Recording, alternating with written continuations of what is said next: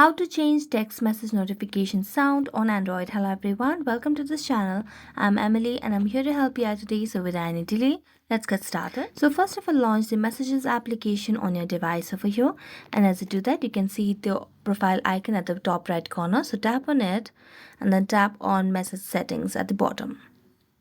Now here you can see different options over here. All you have to do over here is just tap on the notification option over here. As you tap on notification, it will just lead you to the notification option where you can see different options over here. So you just have to tap on the incoming messages over here, and then here you'll be able to tap on the sound option.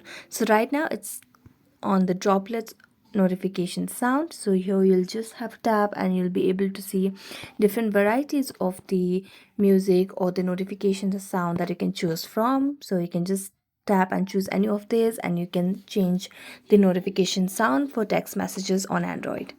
So thank you so much for watching this video. See you next time.